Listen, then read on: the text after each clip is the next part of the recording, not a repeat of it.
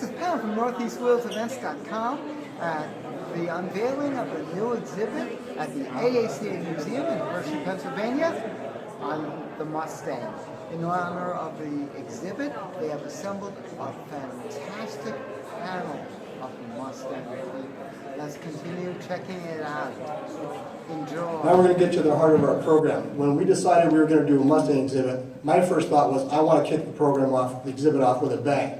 And to do that, I called my friend John Clore. I say my friend, but John Clore is everyone's friend. And if you're a Mustang owner and enthusiast, you want to talk Mustangs, he's really your friend. I mean, that's the title of his job, and I thought I had a cool job. So when I told him what I wanted to do, I said, can you come see us this evening? Can you bring some of your friends with us? And he did just that. We have a distinguished panel here. I want to get to the heart of the program, so I'm not going to spend a lot of time introducing them and their credentials. You can talk to them later, talk to them tonight. They're going to tell you all about what they did in designing, building the Mustang, and continuing the brand for 50 years. So we have almost a continuous a time frame here of Mustang development, and we also have a Shelby person here. So this is a rare opportunity to really get behind the scenes of Mustang, and I'm going to turn the program over to our friend Jim Avers, the guest curator, and he and I are going to ask all these people, these gentlemen, a couple of questions, and we're going to have a conversation, and you in the audience will get to participate a little bit later on. So thanks again. I'm going to turn it over to Jim, and we're going to have a great night.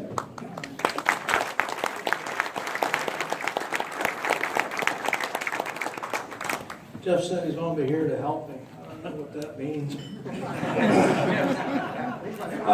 To the people I don't know, my name is Jim Abrams. I work here and I volunteer here both. Actually, I only work one day a week. I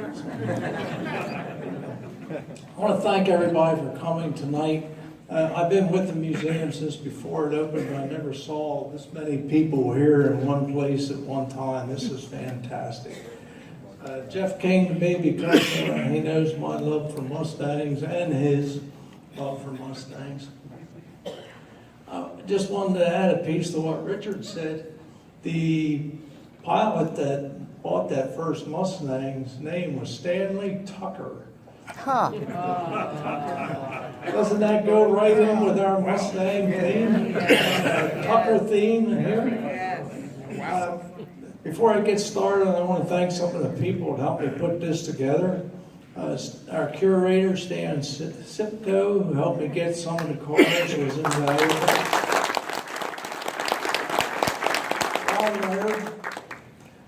Who was a volunteer here who helped me write all these placards, labels, whatever you want to call them, for the cars. That was a major project with us.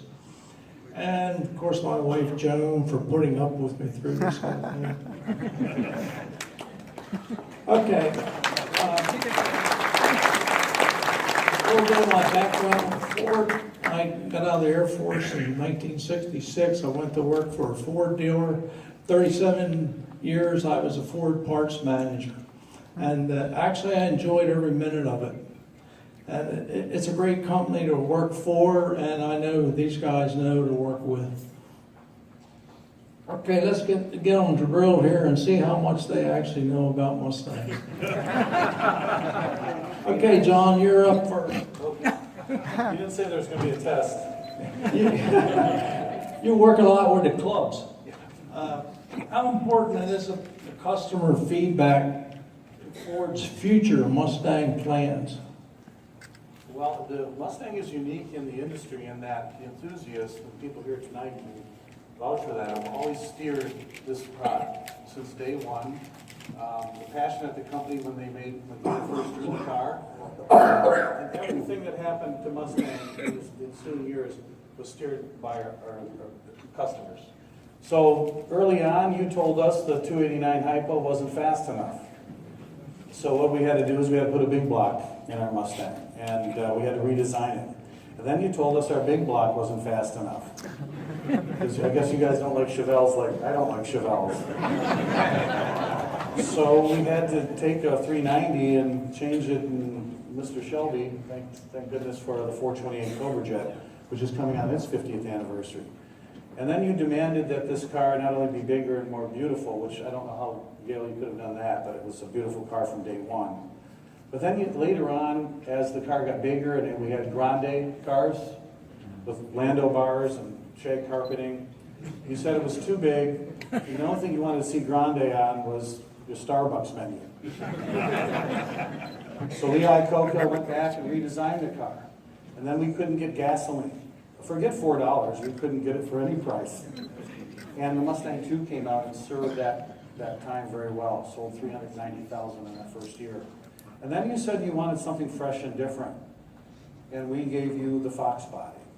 It was a totally different car, but still with the same personality that you wanted. So we listened. And then we accidentally, for a while there, and I'm sure the other guys are going to talk about this, we gave you a front-wheel drive Japanese car with a Mustang on it, because our marketing guys thought that would be a great idea. Then you sent letters and said nasty things about the Ford family. Things you said about the Ford family and about our mental state. So cooler heads prevailed, and we came out with a Mustang that looked like a Mustang again. Thanks to one of the guys that's sitting over here, Art Hyde. And that car sold you, and it got us passionate in the end. But what happened? We come out with that car, and Bud McGaldy, the designer, did a great job on the car. And what happened? You started writing letters again. You said, you can't give us a Mustang with 3 horizontal taillights. We want vertical taillights.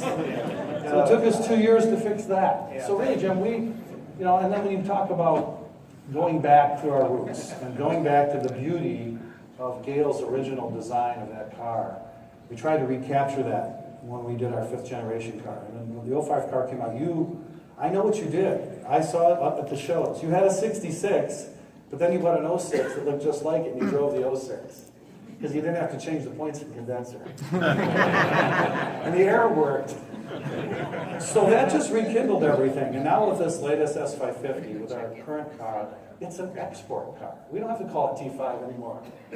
It's the Mustang. And in Germany, just recently, it outsold the Porsche 911. It's the world's favorite Porsche. Yeah!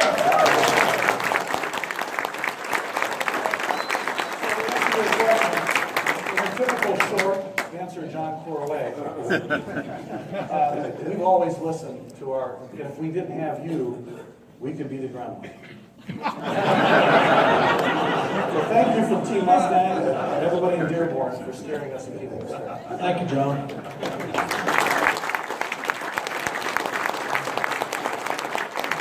Okay, Gail, it's your turn. Many car designs were done on a table napkin. I read where you planned the Mustang design on the kitchen table.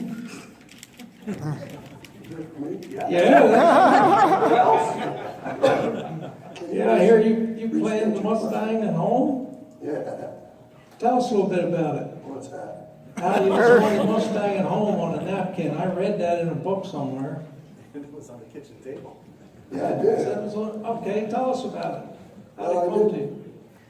I sketched about 5 sketches at home, somewhere between 11 and 12 o'clock. And I was the only designer who did a concaved side on any of the sides. And I was the only one who did a logwood short deck. And I was working for Joe Orris. And he said, I like that. We're going to put that on the driver's side of our clay. And he put his design on the passenger side. We had 10 days to do it in clay, full size. I was leaving one night at 11 o'clock when I was working on the 65 Galaxy program. And the clay modeler manager came and said, Gail, we aren't going to make it. We don't even have a back end on this car. So I said, I'll put one on right now. So I went over and he and I designed and clay modeled the rear of the car, and from then until 3 o'clock in the morning. And we also did the front end the next day with about 6 clay modelers and about 3 designers. We knew what we wanted, it was just a matter of proportions. How much do we want the mouth? How wide do we want the mouth? How much do we offset it? And we thought we had a great proportion and a good picture. And that's, by the way, I don't know if you noticed, but Mr. Ford did not want the program at all. period. And he didn't want another failure. But AACA said, I think if we had a design that he would like, he may change his mind. And that's what we were asked to do a car. And so we finished the car up and put it outside. I called Mr. Ford over. Mr. Ford looked at it and said, I do like it. I like it a lot, but I'm not approving it. As he turned and walked away, he said, but don't stop. And I called and said, we got it. Thank you, Gail.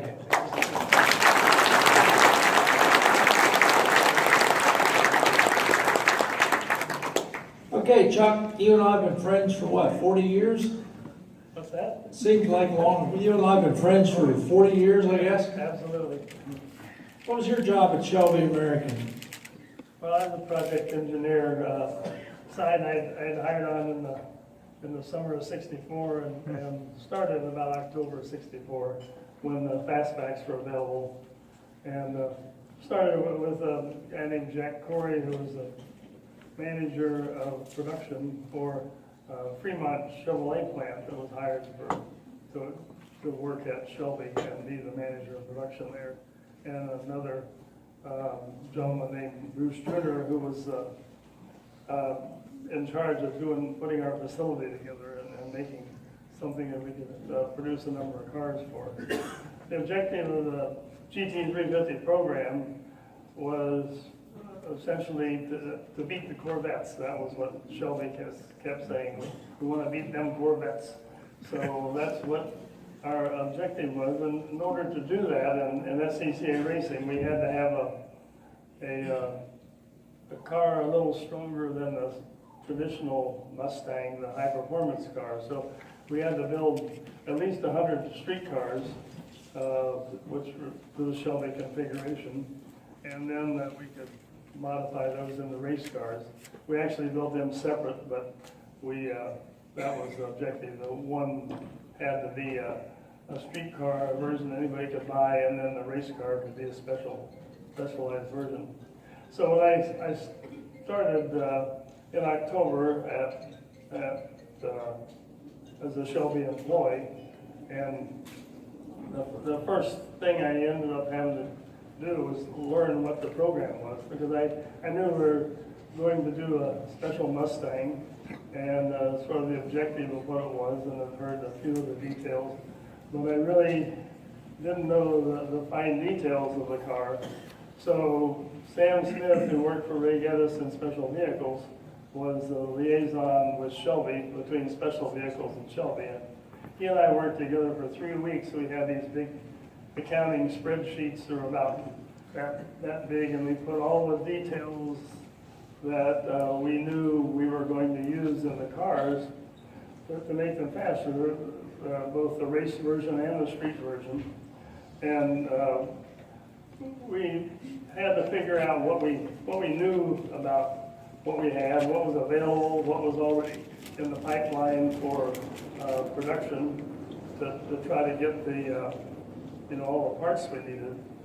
The production parts for the Shelby, some number of them were installed at the factory, like the special 9-inch rear axle and the high close ratio transmission, which was more of a competition transmission. That was supplied by Borg Warner and was sent to the factory, and the factory put those in. So we got the cars. Those cars, we didn't have to do that. We had to do a lot of other things, but part of the time spent in that 3 weeks was detailing all the parts that we had to assemble and put together, figure out who we had already acquired production suppliers for, and who we needed to go after, and talk more to the suppliers, and the details of nuts and bolts, fasteners and everything, so what we took off we could put back on, things like that. So that was we really spent an intense 3 weeks getting that, all those details ironed out. Started working at Shelby. Well, the Mustang program was sort of a poor sister at that time. It was just, it was the very beginning. And when I first started, we didn't have any cars yet. We had, the Cobra guys had they'd been building the Cobras and racing them, and they're very successful.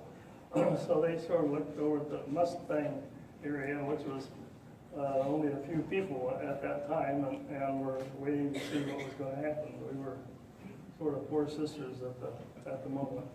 But we eventually we got, early in November, we got 3 cars, 2 to be race cars and 2 to be, or 1 to be a street car. And we ordered them special from Ford with some deletions of things we were going to replace. But the cars had to come off the assembly line at Ford to be driven off the assembly line. So we had figured out what parts we could leave off and what parts we had to leave on that we weren't going to use. And that was done. I spent some time after we got the first 3 cars. We built a race car and a street car, and held the second race car back for the next thing. So by the end of the year, our goal was to have a dozen street cars built and ready to show to people. We almost made that. I went home Christmas time to Michigan and got married, and then Joanne and I drove back in her car in a U-Haul trailer with some wedding gifts in it. Started life in LA with Shelby. But Joanne's here tonight with Chuck too. Sorry to interrupt. That's what. When we got back there, the first thing Shelby said was, "Okay, everybody on this program is going to work 6 days a week, 10 hours a day." So at that time, you didn't do any shopping on Sunday. There weren't any stores open, so we had a hard time getting our house furnished, but eventually. But we worked on the car. We built the first race car and the first street car. Finished the street car, of course, quicker than the race car.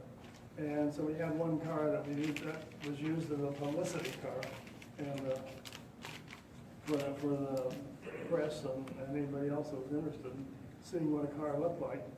And we started building cars. First dozen cars were built on jack stands in a second building that we had there in Venice. And those cars came along. Those were ones they sort of became our prototype cars, though we didn't really consider them prototypes at the time. We just considered them, production was starting and we were building it. And but the first 10 cars, we learned a few things when we started putting them together.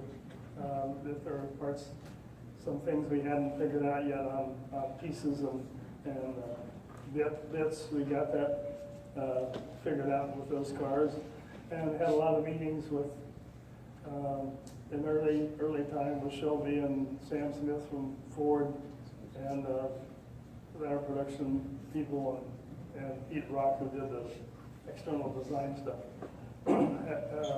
sort of to see how the car was coming and get things moving. We were doing everything really fast. We really didn't have a 3 months or a year and a half or anything to build a prototype car. We just started building cars. And the race car, we had Peter Bryant, who was turned out to be an excellent designer himself, worked with me on the first race car, and then eventually Jerry Schwartz, who became my sort of lead mechanic in the race car build for the next 3 or 4 years, came on board, and we got stuff started. In January, we tested the first 2 race cars. We had Bob Bondurant and Ken Miles were the test drivers, and went out to Willow Springs and did our testing out there. During that time, though, I got to ride with Ken Miles a little bit, and saw what the cars would do and what the track was like, and then eventually I ended up doing after Miles and Bonrat went off to Europe to do their Cobra Coupe racing Ford GT for win the championship for Cobra in the FIA GT World Championship. After they did that, then I ended up driving all the tests, all the cars we built. We track tested the cars before we delivered them to the customers, and we do them sort of 2 at a time. And so I did, over a 3-year period, I think I tested about 75 cars. Wow. So I got my enjoyment every couple of weeks. I got to go out and but on the race front, we had a special race program. Lou Spencer and I were assigned to eventually to go with the car to all the divisional races on the West Coast and be with it with Jerry Titus, who was our driver, and we ended up winning the West Coast Championship and ultimately the national championship runoffs in Daytona Beach. Well, thank you very much. Thank you.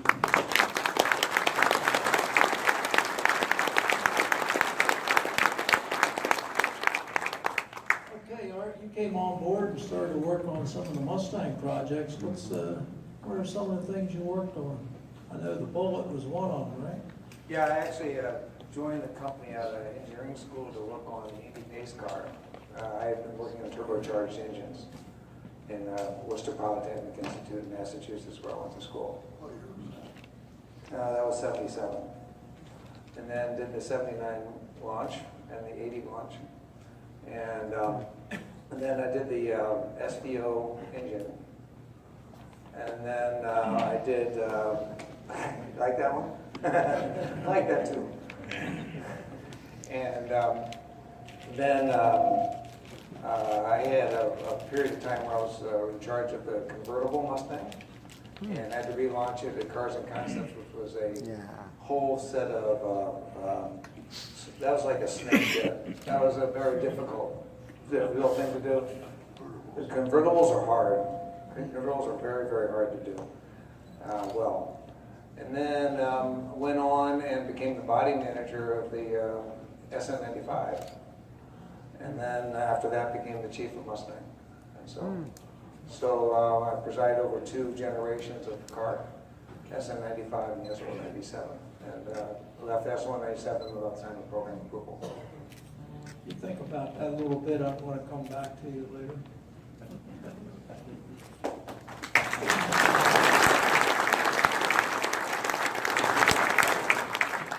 John, how do you rank Mustang Club's importance to the Mustang success? Oh, wow. The Mustang is unique in the car world because, you know, Ford, no matter what vehicle you have, if you have a Ford, there's a club for it. And I mean, Escort, Pinto, there's 5,000 people in the Pinto Club. Maverick, Galaxy, Torino. When you go to the Carlisle Nationals, there's fans for all of it. But nothing's like Mustang.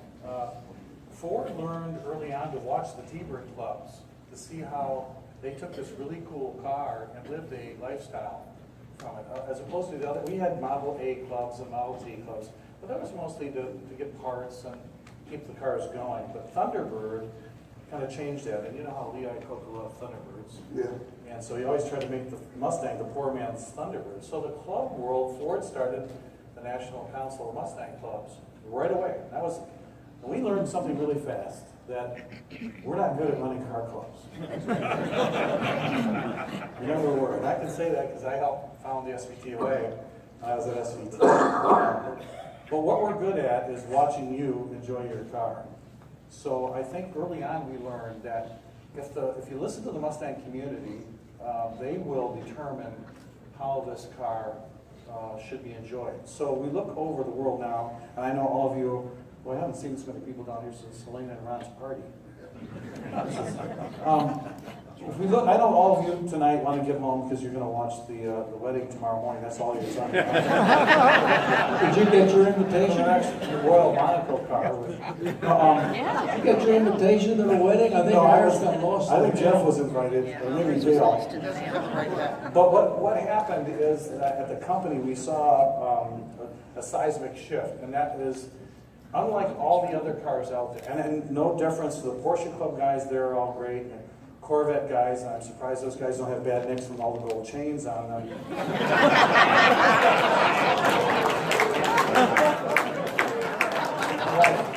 My wife said, don't say those things.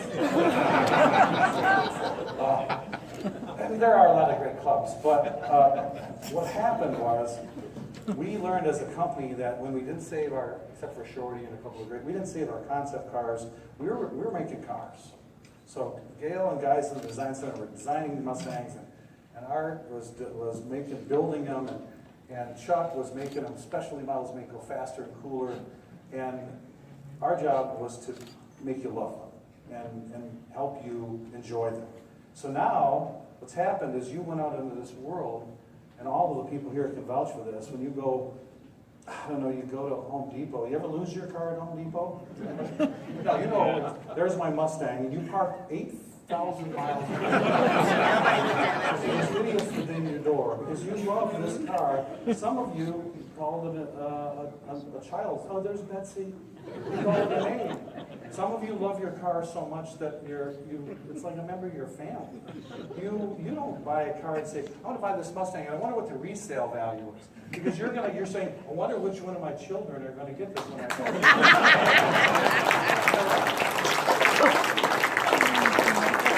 The Mustang Club, we learned as a company that the Mustang Clubs are guiding this. You're owning our history. We don't have a pile of these cars anywhere. We're not saving them. You are maintaining the history.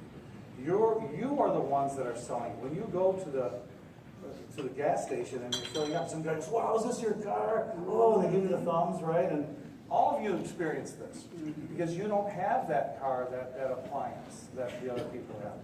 And I know I like to make fun of some of the real popular. Mustang's a very popular car. Let's face it. You're driving an icon. This isn't. Very few cars can be called an icon. So just because you're popular doesn't mean you're going to be an icon. You can sell a lot of cars and you're just a car. For example, the best-selling car in America right now is the Toyota Camry. But I don't think 50 years from now, the AACA will have a Camry exhibit. In fact, if you want the Camry, you get a Home Depot, you're clicking your keys to which one of these beige bars of soap are mine.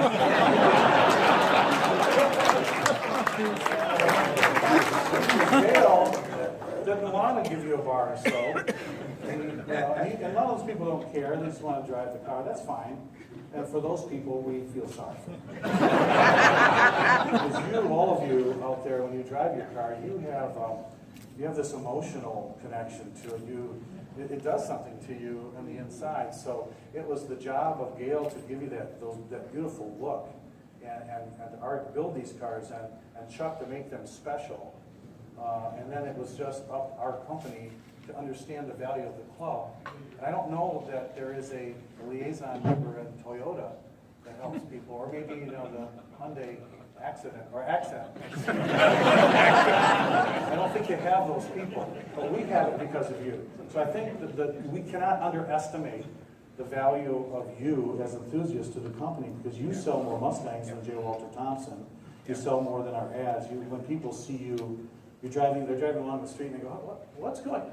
Look at all those Mustangs in that parking lot over there. I mean, you don't see them do that for any other car. So we learn and know the value of the Mustang Club, and we are really the Ford family, Team Mustang, and everybody that works at the company that touches this product totally gets and understands and loves you guys for it. So thank you for Ford.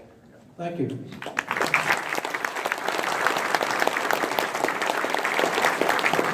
Gail, as a Mustang designer, how do you compare today the 2018 Mustang is supposed to be the best one ever?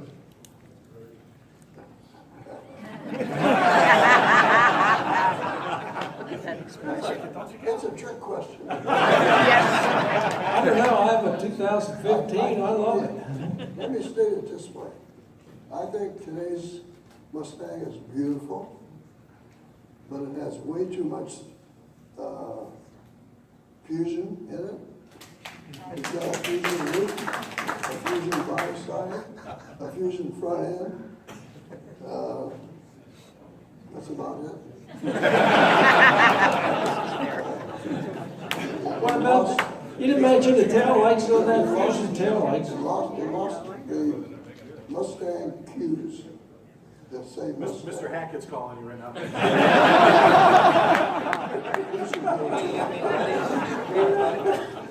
Hackett should go.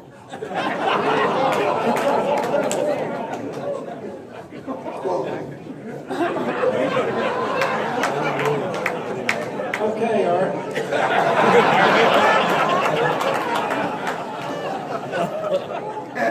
So I didn't say that. I'm old enough to say that.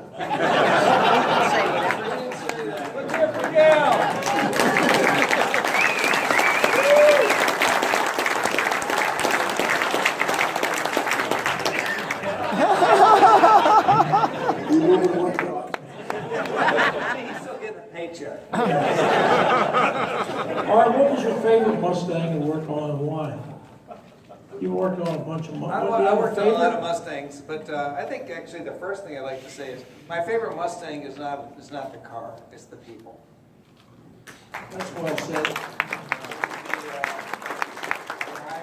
I was one of those guys who went to the '64 World's Fair and fell in love with a car waiting in line, and then elbowed my brother out of the way so I could sit behind the wheel. When, that time when they were questioning our heritage, for the probe, I was the guy, I had to go to Mazda and tell them, take the name Mustang out of the bumper. It was 6 months from production. And they said, couldn't you guys make up your mind a little earlier? And then later on, guess what? We did it all again. 15 years later, roughly, I was confronted with the senior management telling me, hey, the next Mustang after the SN95 is going to be a front-wheel drive car. And I said, and as the chief, it was kind of like Mission Impossible. So you had no idea what they were going to tell you. You walk in the room and literally it's just like, how Jim Phelps, gets the tape recorder and it says, it's going to, the secretary will disavow, acknowledge your reactions, and then it runs up, right? So literally they told me there was going to be a front-wheel drive car and it was going to be aluminum body even, which is expensive. And I said, that's very fine. We'll do that under one circumstance. It's not a Mustang. It could be a Capri, but we ruined Cougar that way. And so we're not going to do that again. So Mustang's too important to do that. And so it took about a year and a lot of friends and a lot of manipulation of situations with meeting people in bars and stuff like that, and talk to people so they didn't think it was coming from me.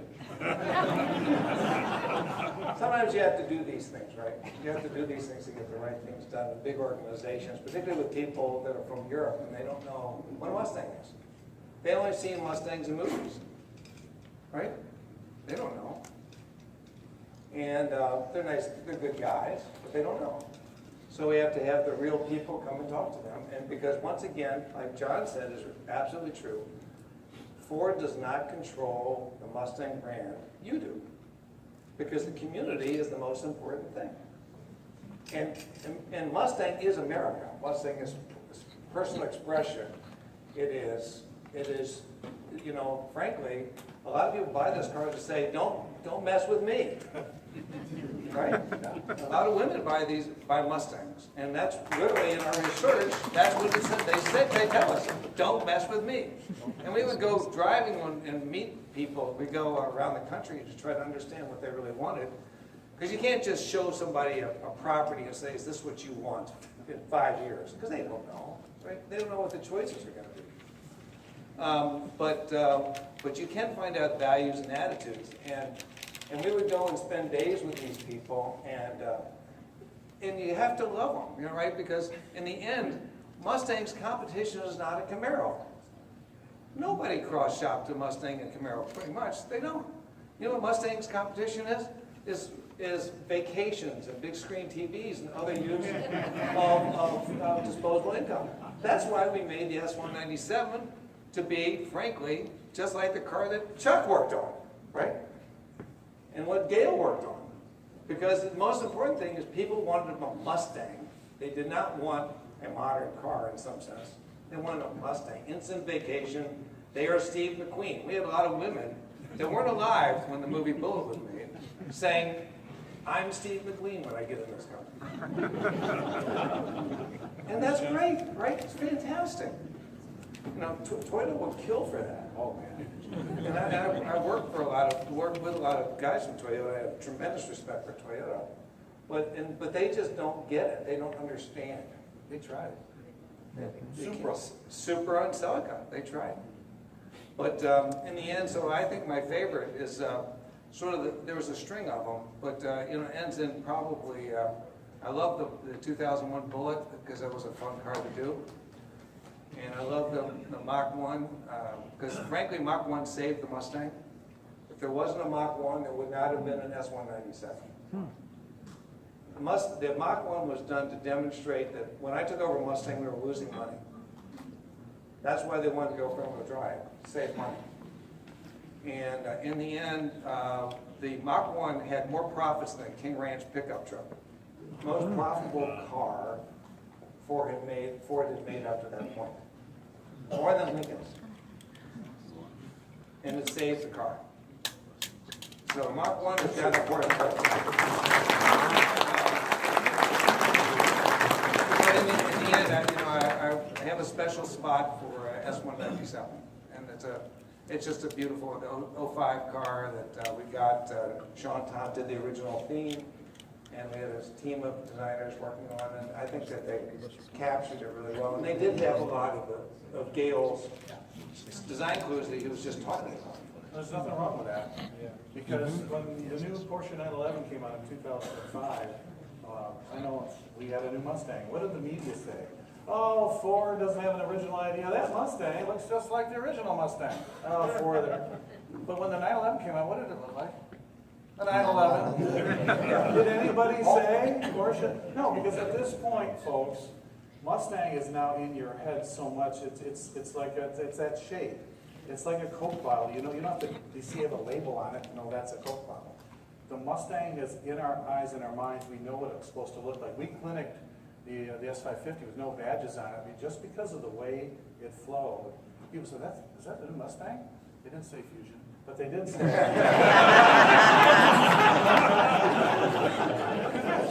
announcement is Mustang will replace Fusion in NASCAR. But it's because by now it is such an icon. We really were driven by this beautiful shape, and I hate to say it, but it's true. You guys are buying this thing because it's beautiful. And when you drive it, people look at you and they go, wow, that's what you want. That's what you don't need, nobody in here needs a Mustang. Nobody. Right. Nobody needs a Mustang. Except emotionally. You have to want it. And I've asked this question, Art, and then you say when Chuck was involved in the Shelby's now what we do. And when we got 662 horsepower, I made the mistake of going to a club meeting. He said, who needs 662 horsepower? The entire room raised their hand. Really? Really? Come on. What's wrong? Here's the problem, that because of these gentlemen, they've made something that turns all, and I'm not saying anyone here is old. I have gray hair. Young at heart. I'm saying they've turned every one of you into a 16-year-old. You act like a child. When you're driving out of here, I'm gonna hear pipes and tires. Why is that? You're children. You are nothing but overgrown children. And thank you for being that way. Thank you very much.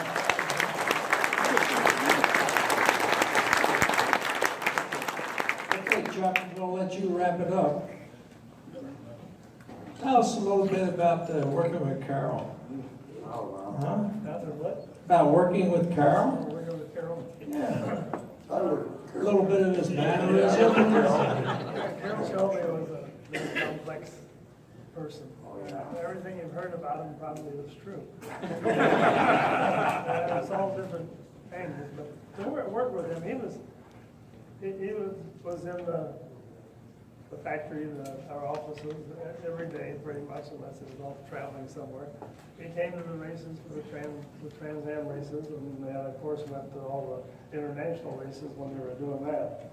So he was always there and paid attention, but he sort of, when he had people working in certain tasks and so forth, he sort of turned things over to them and didn't really meddle very much. I mean, he might say something, offer a suggestion or burst an opinion, but he never hovered over his employees and badgered them into doing something. But he was a very persuasive person. If he wanted you to do something, you ended up getting the idea.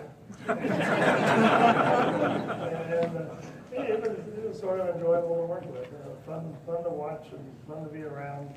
And in the later years, when we had a lot of gatherings, there's a museum in Boulder, Colorado, where we had Shelby people got together and Carol was usually there in December of each year for over several years. Jack Sears was one of the British drivers that drove the GT40s and the Cobras would come over for that, and he was always very respectful of the people that worked for him in those early years, and he was very thoughtful and kind to them, and never had anything bad to say about the group, because we had such a tremendous shop full of people that were knowledgeable and interesting and dedicated, worked hard and worked well together. And even eventually the Cobra guys and the Mustang guys got along pretty good. Eventually. Everybody met their objectives, so that was,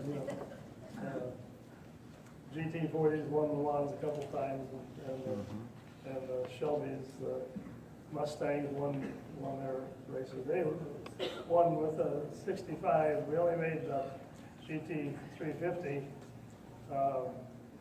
our models 1 year in 65. We won in 65 the national championship, but they also won in 66 and 67 with independent guys running the same car. Because we didn't, what we built in 66 was Trans Am cars. In 67 we built Trans Am cars for sale and a team which we won the championship with.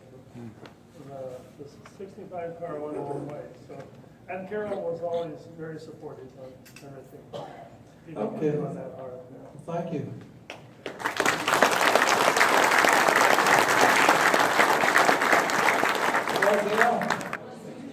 This is Pam from NortheastWheelsEvents.com at the unveiling of the new exhibit at the AACA Museum in Hershey, Pennsylvania, the Mustang. For more cool events like this, make sure you check NortheastWheelsEvents.com, SoutheastWheelsEvents.com, UKWheelsEvents.com, and while you're there, post and share your events. Meanwhile, check out the rest of the videos in this series. It's worth it. See you guys at the show.